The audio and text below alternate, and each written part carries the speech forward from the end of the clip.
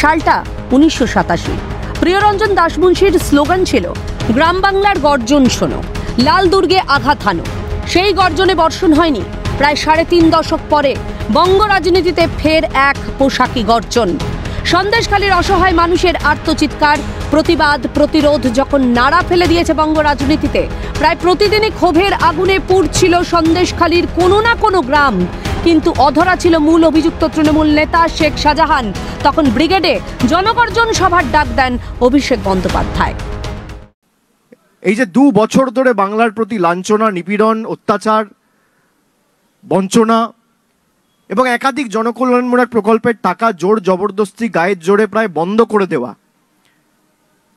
তার বিরুদ্ধে এবং তার প্রতিবাদে সাধারণ মানুষকে ঐক্যবদ্ধ করে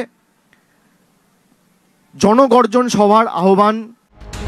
সন্দেশখালী শোষিত, নিপীড়িত, অত্যাচারিত, নির্যাতিত মানুষজনের আওয়াজ স্তব্ধ করে দিতেই কি তৃণমূলের এই জনগর্জন সভা? ওঠে প্রশ্ন। তবে অভিষেকের ব্রিগেড ডাকেও থামেনি সন্দেশখালী। উল্টে জনরোষ আর আদালতের কোর্ট আনকোর্ট চাপে পুলিশ বাধ্য হয়েছে শাহজাহানকে ধরতে। দেশ জুড়ে ছড়িয়ে পড়ে বার্তা, কি চলছে তৃণমূল শাসনে। संदेशखाली में गरीब, दलित, आदिवासी बहनों के साथ टीएमसी के नेताओं ने क्या क्या किया है।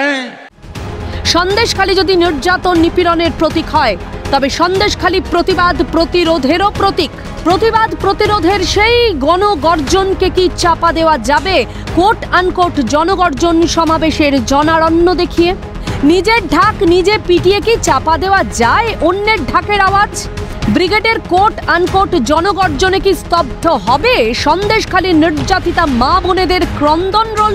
ব্রিগেড থেকে বাংলাকে বঞ্চনার হাজারো তোপ দেগে কি ধামা চাপা দেওয়া যাবে সন্দেশখালীতে 100 দিনের কাজের টাকা, আবাস যোজনার টাকা লুঠের কাহিনীগুলোকে? দেদার টাকা উড়িয়ে অত্যাধুনিক ও চোখ ধাঁধানো মঞ্চ বানিয়ে মোছা যায় কি নির্যাতিতার অশ্রু সজল চোখ? ধামা চাপা দেওয়া যায় কি নিপীড়নের কান্নার আওয়াজকে? যায় না বলেই দেদার ক্ষমতার বলে বলিয়ান হয়ে বছরের পর বছর মানুষের উপর নির্যাতন চালানো শাহজাহানরা এখন কারান্তরালে।